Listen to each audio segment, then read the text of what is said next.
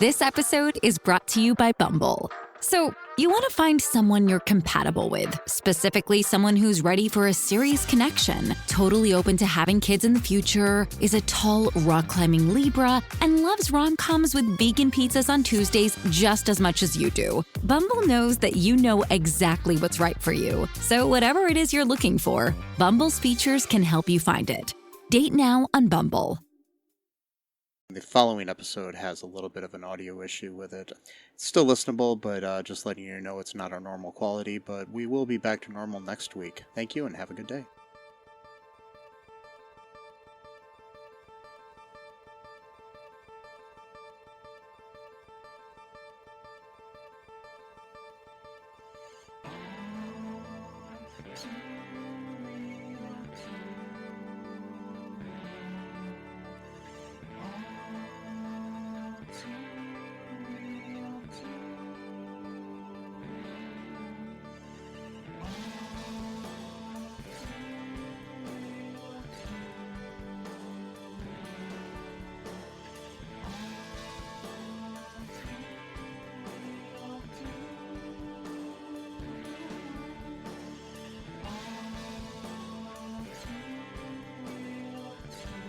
Okay, everybody, welcome to the latest episode of All Too Real 2. My name is Michael E. Cullen II, and with me, as always, is... And Sesame, Eyebrow, and Carta.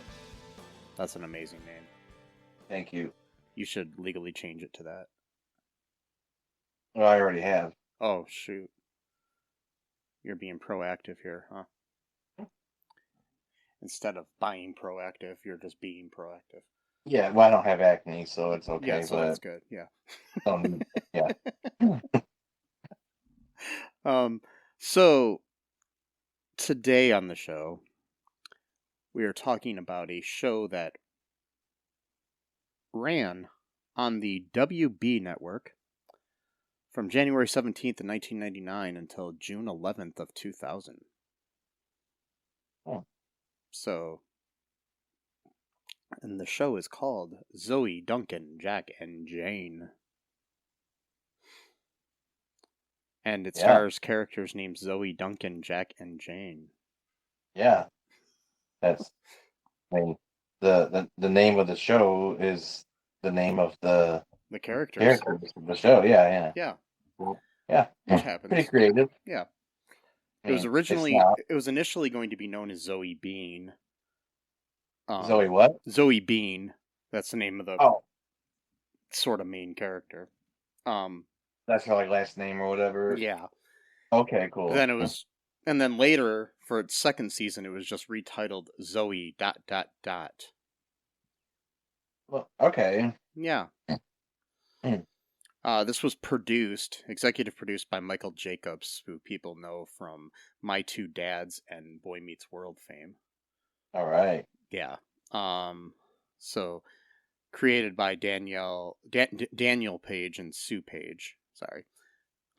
Yes. So what were your thoughts on this pilot episode? It was, very very 1999. It seemed like they were kind of trying to do a few different things. Like I kind of had a little bit of freaks and geeks in there, like during the gym scene, but they were also trying to do a sort of mainstream comedy about the youth or whatever. I don't know. It was. It seemed like it was kind of all over the place a little bit. I didn't really like it that much. Yeah, it kind of for me felt like a Seinfeld or Friends for kids. Yeah, because exactly. The apartment that they lived in kind of reminded me of the apartment Friends a little bit. Yeah, not exactly, but it just kind of had that same. vibe. I mean, it's same kind of vibe. I mean, it's around the same time and everything too, and it's also probably produced by, because it was on the WB. I don't know if it was produced by... Oh, no, actually it was produced by Touchstone Television. Never mind. I was wondering if it was produced by Warner Brothers, who produced Friends. So, but no, it's not. So, but, you've got limited style at that time, so of course everybody's gonna mimic each other. So what goes down in this episode here?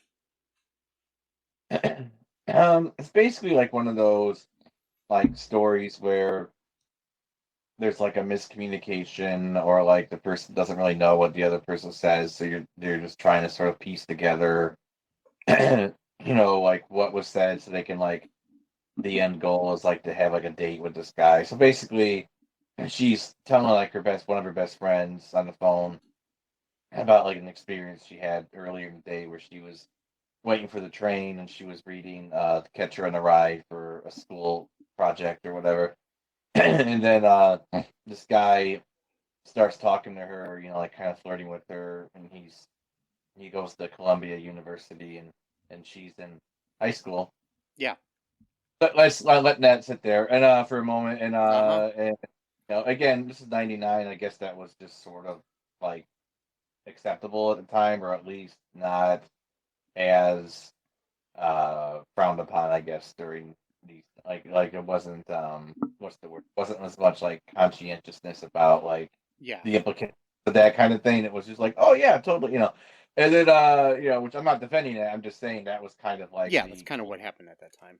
Yeah, that was just like, oh yeah, and then and they're like kind of awkwardly like flirting with each other. Like neither of them seem like they know how to flirt, So that was kind of like not so much of a meet cute as it was more of a meet. I don't have a pun for that, but like meet awkward. Like a I don't know. And misunderstanding cute. And he, the train, he's asking her like what train she's taken, and she's taking like a different train than he is, and he invites her to something, but we don't know because the train comes by and you can't hear anything, and then he's talking really loud and she can't hear, which again kind of is a weird concept in of itself. Like, why not just wait until the train comes by, or like, hey, here's my phone number, call me, when. Or like, hey dude, I didn't hear what you said, can you just please repeat it?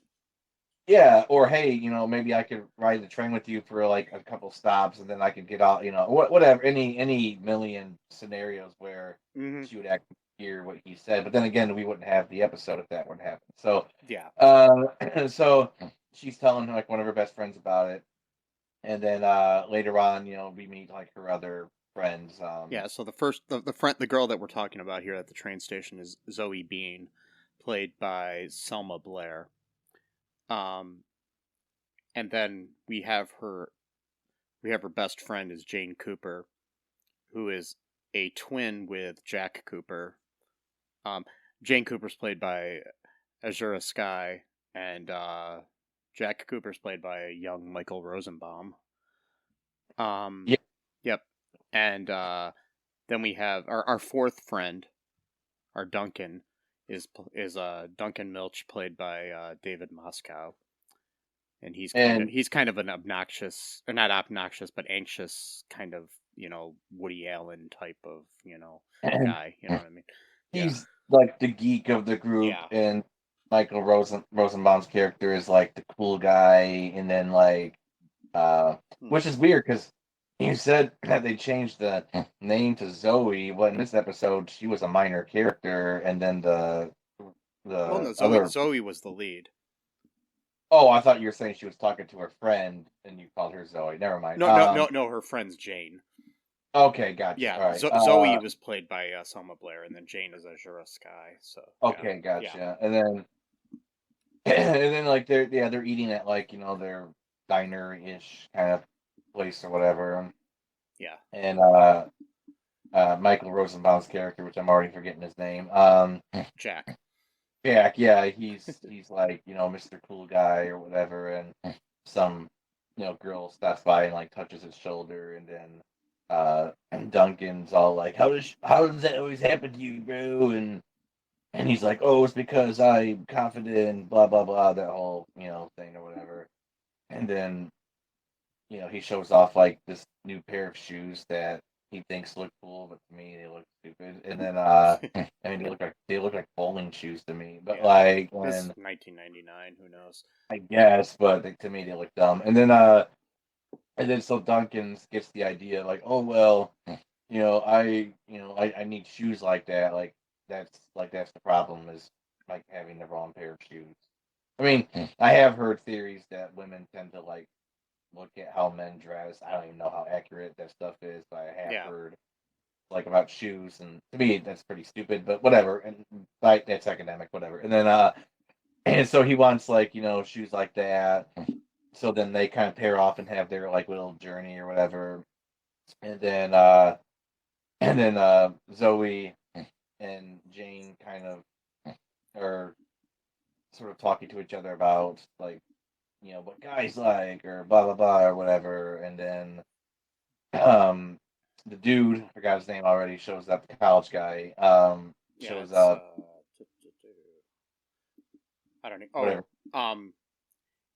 He's is it Montana or something?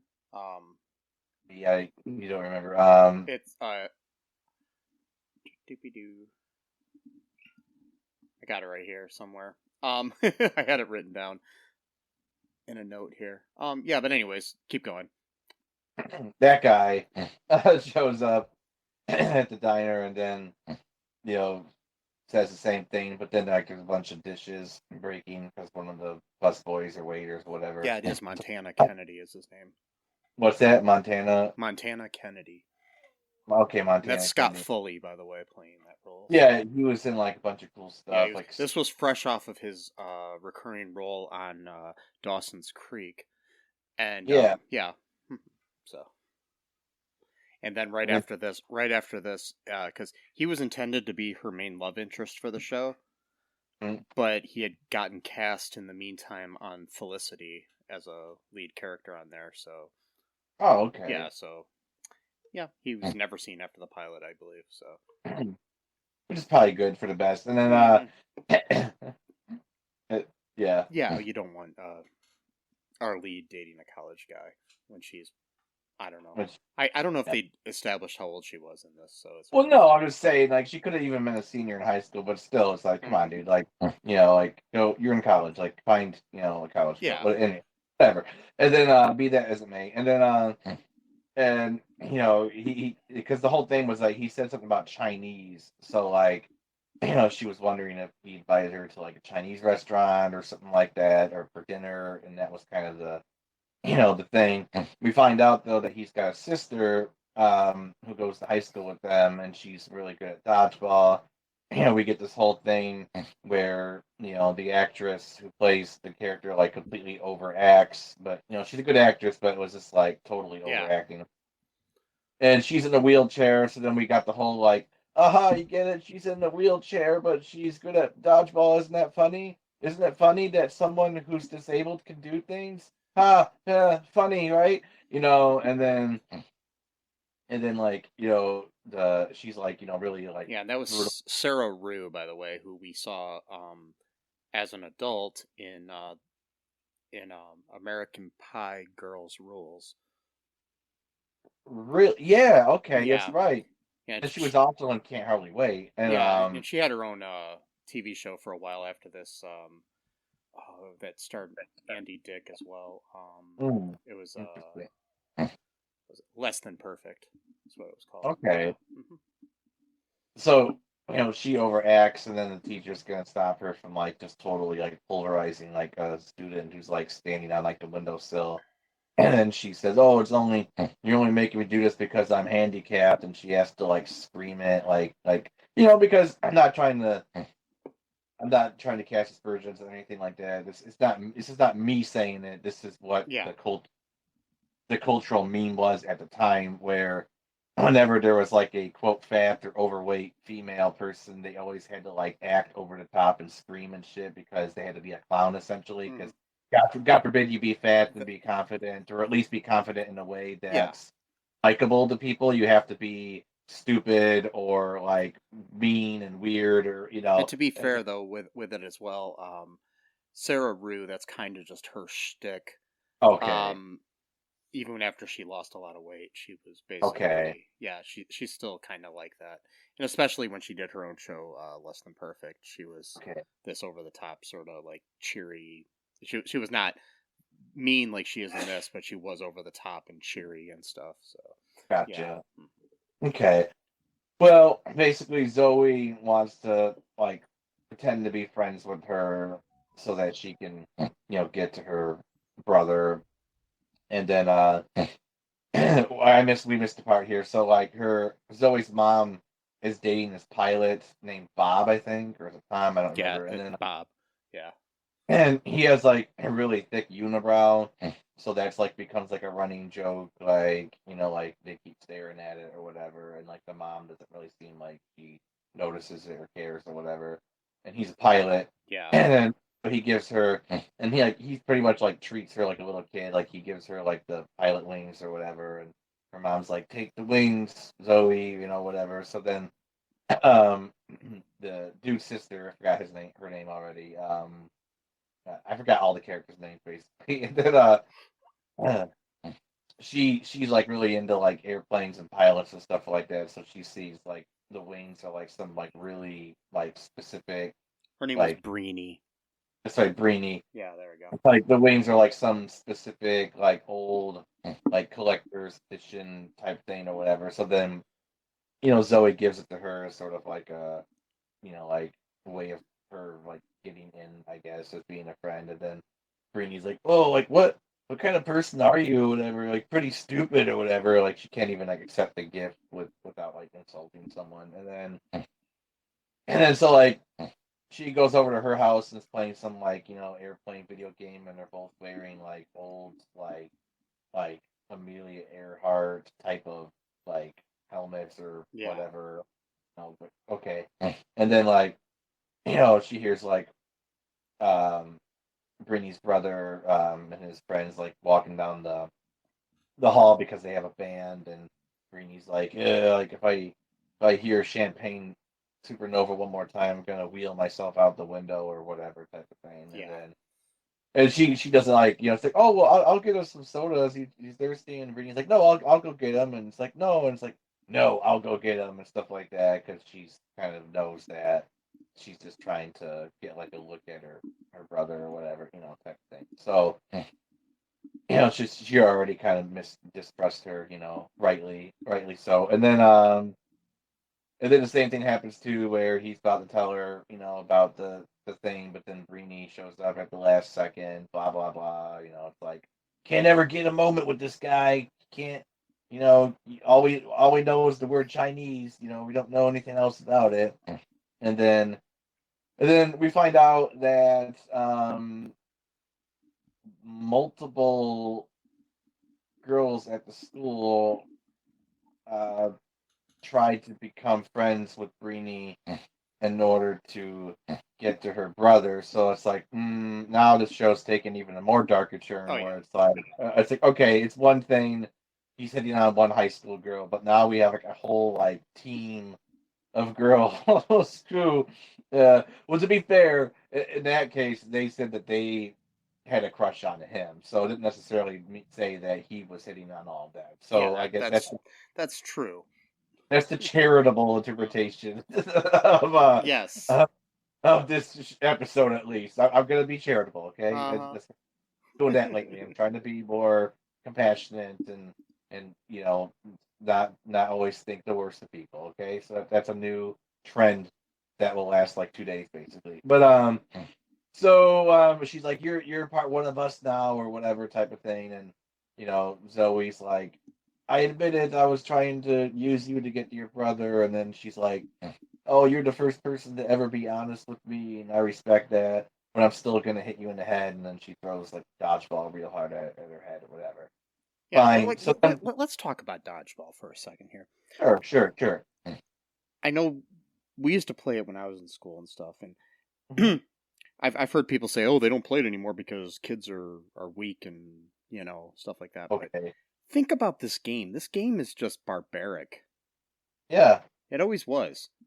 It's like because you always had like the popular or jockey type students in there just deciding that they're going to throw the ball at the nerd in the class or something, or the weakling of the class, and hit them really hard. And you weren't supposed to hit them in the head or anything, but that usually happened. at least once or twice a game. And so, yeah, it was just going on in our public schools and private schools, So, yeah. Well, it was meant to create a hierarchy. It was meant to show that the strong people are. I can understand like other sports like baseball or football or other things like, or soccer or volleyball, like things that they can teach you about, being on a team and stuff like that. But even this, sure, you have two teams playing, but it's not like you're really necessarily trying to protect everybody else on the team. You're more just looking out for yourself. Well, I mean, that's another part of the game to teach individualism, not the collective, only look out for number one, whoever's the strongest is in charge, and they have the right to be brutal against the people who are weaker than them. And then it teaches the weaker people that they're less than and that they should power and fear, or at the most charitable interpretation, again, that this will toughen them up and they'll realize how the real world is. And maybe we're reading way too much. I don't know. Yeah. But, I'm not a fan of it. I mean, I was pretty good at it, but I still didn't really like it that much. I think because it was just a dangerous sport, is all I'm saying. Yeah, it was not. I was really good at catching. I didn't get hit a whole lot just because my reflexes were pretty fast, and I wasn't really great at hitting people, but I was pretty great at. So basically, what happened was I would be one of the last people in the game because I caught so well, but then I would have like different balls thrown at me at once. Then because of it, because I was one of the last people to. I don't even remember how I was. So yeah. So the dodgeball, blah blah blah. We got the bee story. You want to talk about the bee story? Yeah, not a bee isn't like a bumblebee or hornet. No, there was no insects in this episode, as far as I could tell. No, as far as we know. All right, so the B plot here, we've got Duncan and Jack. So Jack's like this ladies' man that everybody's after and stuff. And Duncan is, like your nebbish, nerdy guy who's afraid that no woman's ever going to like him, sort of thing. And he's convinced that it's Jack's shoes that are attracting women and not, possibly the fact that Jack's just a confident guy, So, and it's not spazzing out and stuff like that. And yeah. So we've got that, and then they decide he wants his shoes, so he invites Jack over to his place. So he says he can have whatever he wants, look at different things, and eventually he decides to take these opera tickets that he has because Duncan's supposed to go see the opera with his mom. So he gets one of the tickets to go see the opera with his mom. And we have a bumper in the end of the episode. I'm jumping ahead just because this is the whole B plot. Doesn't affect the regular story. We have the fact that Jack ends up going to the opera with Duncan's mom and puts his arm around her at the end. Yeah. So, yeah. So we got the whole MILF fantasy going on. Even though he's not old enough to even drink, type of thing. And then we also have a pre-bumper too, where Duncan sees the girl on the train. I don't know her name. I don't know anyone's name. I don't think it matters with her. Like this hot girl, and he sees her and tries to flirt with her, but he's got junk on the bottom of his shoes. And it almost worked at first, and then he ruined it because he's an idiot, and then because he's lactose intolerant, and apparently he has to like tell everyone that, which is like, you don't need to tell everyone like your medical conditions, like especially before you're gonna date someone. Kind of supposed to reserve that shit for kind of trick them into liking you. I mean, I hate to say it, but that's just like a fact. Like, because most people, if you're like, okay, I'm on disability, I've got Crohn's disease, I've got, I'm not saying these things are bad. I'm just saying, I'm not saying you're that you're a person's a bad person for having that, but like, though, like you shouldn't be opening without those things. Is what I'm saying, because like, Yeah. Unfortunately, most people will reject you. I'm not saying it's a good thing they will. I'm talking about like real world stuff. Like this is how people are. Like it's we could talk about how things should be and stuff like that, and that's all fine. But like someone says like, "Oh, you want to bite of my ice cream?" You're like, "Oh, I'd love to, but unfortunately, I can't process dairy." It's like, why? Like, like kind of just roll with the punches, dude. But he can't. So because he's a spaz basically, and he's always got poop on his shoes, his special bowling shoes that he thinks was gonna get him a girl. I guess I don't know. And then this episode, it was. And then, do you remember what else happens now? Because I'm kind of forgetting a little bit about Zoe's plot. Basically, Zoe finds out that what she was invited to was a gig for Chinese Checkers, which is the name of the band that Montana plays for. Yeah. Why would you name your kid Montana? I'm sorry. Anyway, so the yeah, and plus two, Chinese Checkers sounds like a really bad ska band. Like I just could almost can tell what music they would play. Well, it was 1999, so yeah. Yeah. That may have been a thing, or at least it was a feigning popularity at that point. It wasn't as popular, but it was still popular. So we've got that, and then we've got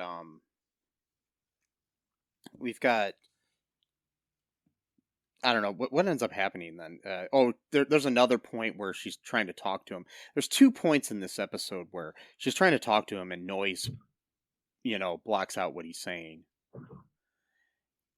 The other time is they're in the diner, and somebody drops dishes, and she can't understand him because the dishes are making noise. And it's like, ask the guy to repeat himself. It's so simple. I know, you got 3 separate occasions, and then you got blocked by Beanie or whatever her name is. Yeah. And so 4 times, essentially, it's like, you got to wonder, like, hey, maybe this is like a message from the universe that you shouldn't date a guy from college, like when you're in high school. Like maybe, this is actually a good thing. But whatever. So yeah, what ends up happening with them? Did they get together? I can't remember. No, he basically tells her stuff, but then there's a bunch of noise again, and then he goes into the train, and then she's like, I have no idea, what you just said, and she's like smiling, like, haha, that's funny. And it's like, how is it funny? Because you still don't know where the club is, or if it's a bar. Which if it's a bar, you might not even be allowed in because you're like 18. You're not even old enough to drink. So, like, you're just going to listen to it. And we don't know I mean, to be fair, we do not know how old Montana is. He could be 18 or 19 too. So. Well, no, I'm just assuming she was like a senior in high school. I don't know. No, not her. I'm talking about. Yeah. I'm talking about him. He could be like a freshman in college or something. Yeah. There could be very little age difference between the two of them. I was just assuming for some reason, like, because maybe playing like in a bar or something. I don't know. Whatever. That was just my canon or whatever. Yeah. So, anyways, that's basically it that happens in this episode, and it is basically kind of a Seinfeld Junior, where nothing really happens. Yeah. Oh, and plus too, she called her dog Eyebrow when Bob came over, so he thinks the dog is called Eyebrow. So that's like another running joke in the episode that they thought was funny, I guess. And then, yeah.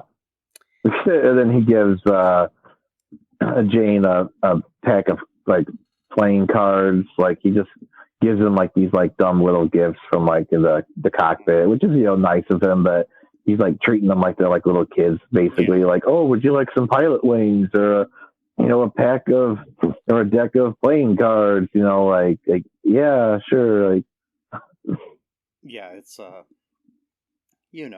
how it goes. Yeah. He's trying to date the mom, so he's trying to win over the kids. Good old pre 9/11 humor that was so innocent and like sickly, like sweet and dumb, and and then the world was changed forever. Yes. So, this show actually has pretty good reviews, so it probably got better as it went on. I'm assuming. So, but then there are some here like Chris657 on September of 1999 said, possibly the worst show I have ever seen. The show is so bad I didn't even feel compelled to watch the end of one show because it was so boring, predictable, and lame. I couldn't care less about any of the characters who are completely idiotic. I can't believe there are people in the world who write that kind of garbage. I thought you said they had good reviews. Yeah, no, I'm saying that there's good reviews, but there is some bad ones, so I found a bad one. Oh, okay. Yeah. This is another bad one. It's from February 27th of 1999 from S Fuss. Absolutely terrible. This is the worst TV show I've ever seen. It wants to be Friends and Seinfeld for teenagers, but it only comes off as derivative and unfunny, and who could believe these are teenagers anyway? That is true. These people are obviously not teenagers. In fact, Michael Rosenbaum, who plays Jack, is a whole 9.5 years, almost 10 years older than Azura Sky, who plays his twin sister. So yeah. Oh, he looks pretty young to me, but he looks young. But I'm just saying. I mean, obviously, this person hasn't watched Dr. Paradise because that's like way worse than than this or they many other watched shows. A lot of television. A lot of the shows that we've watched are worse than this one. Yeah. It says, here's a good one, a good review from back in '99, January 17th. And this is from somebody named Popular. Great. This show is great. The actors who play the four main characters are just marvelous. Michael Rosenbaum plays as Jack, a suave guy. His jaded twin Jane is played by Azura Sky. Selma Blair plays the cheeky Zoe. Zoe has a high school crush on the brother of a wheelchair-bound classmate. Last but not least of the main characters is Duncan, a geeky teen. What makes this show so great is that it all takes place in New York. Unlike Dawson's Creek or Saved by the Bell, Zoe, Duncan, Jack, and Jane is about growing up in New York. Not about going through high school. A sure bet. That is the weirdest freaking review I've ever read. Yeah, based on the city it takes place in? Yeah. Like, what? Like, oh, Saved by the Bell took place in California, so... You can't relate therefore, it's bad because of the city, or Dawson's Creek. If anything, I would say Dawson's Creek is a way better coming of age show. Well, obviously, because it's like a drama, but like, living in like a touristy kind of like small town, like to me, that's actually way more, chances of like getting to know people and stuff because there's like less people around and there's less like hustle and bustle and stuff like that. So like, if anything, this person's review is completely the opposite of what they say it is. So good job on that one. And by good job, I mean bad job. Do we have a friend who comments on almost every video that we watch? Has he made a review on this? No, I do not see. Okay. But I do have one from somebody that may be a very impartial and very honest review here. Okay. The person's name is Zoe Bean. Okay.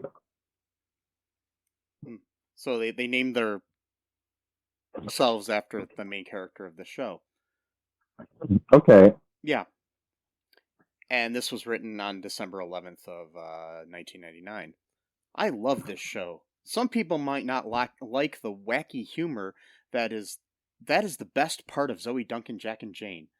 But I, for one, have not seen a show this clever and side-splittingly funny in a long time. I introduced it to my brother, uncle, and 2 cousins this summer, and they fell in love with it as well. They couldn't get enough of it, and were disappointed that there were only 13 episodes. Zoe is quirky and lovable, Jane is smart and funny, Jack is the money-loving, adorable twin of Jane, and Duncan is just a cute dimwit that you can't help loving. My favorite character, though, would have to be Beanie. The coolest thing about the show is that although the actors may not be teenagers except for Azura Sky, they sure can act. These characters are just the best on TV. This is on TV, and so is this show. Okay. Yeah, so that's what we got here. Anyways, that's a nice little I don't know, little sample of the reviews here we have. Any final thoughts here on this show? I can't say that I do. Yes. I for one thought it was the greatest show I ever saw. And the coolest thing about the show is that although the actors may not be teenagers except for Azura Sky, they sure can act. Wait. Yeah. That was totally off the top of my head. I didn't just reread that. I'm joking. No. I mean, they can act, outside of this show. Yes. Sure. I've seen all of them in other projects that they were better in. I mean, like Michael Rosenbaum was obviously played, Lex Luthor and Smallville. Yeah. And he's got like a really cool podcast now for the past few years. Yeah. Yeah, check out his podcast if you can. Inside of You with Michael Rosenbaum. It's probably the best interview podcast out there besides WTF with Mark Maron. Yeah. So yeah, there's that. But anyways, and I know that totally off topic of the episode, but Selma Blair's been dealing with a lot of health issues lately. She's got MS lately, so she's going through some things. So keep her in your thoughts and prayers there, people. Yeah. Yeah, not to be a downer, but anywho, I mean, I liked the show for what it was. I don't think. I mean, I might try to watch a couple other episodes if I can find any online. But people, something you will like is going to our TeePublic and finding a T-shirt, one that you can wear. Yeah. So the best thing about T-shirts, see these T-shirts, they have 4 holes in them.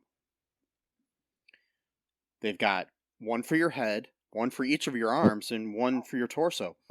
It's this new technology that we just, use specifically for our T-shirts where you can actually wear them. Yeah. Yeah. And yeah, I mean, that's... on top of that, they help you to stop being naked. Yeah, I mean, that's... So I don't know what else you can ask for in a T-shirt besides the ability to stop you from being naked. I mean, a cool design would be nice, too, but... Hey, we got those too. Yeah. So, more power to you. Buy some, people. Check out the link in the show notes. Also, check out all2real2.com where, you can find all of our links to all of our cool places where you can hear this show. Give us a 5-star review anywhere that you can hear the show as well, if it'll let you, like Apple Podcast or Spotify or any of those cool places. Also, check us out on social media. And check out our Patreon, another way to help us. And be good to each other, people. And until next time, I love you, and Sesame loves you. And bye-bye. Thanks for listening to All Too Real 2 podcast, a Cullen Park production. Produced and edited by Michael E. Cullen II. Music by Matthew Hawes. Subscribe and share the show. Visit us at cullenpark.com.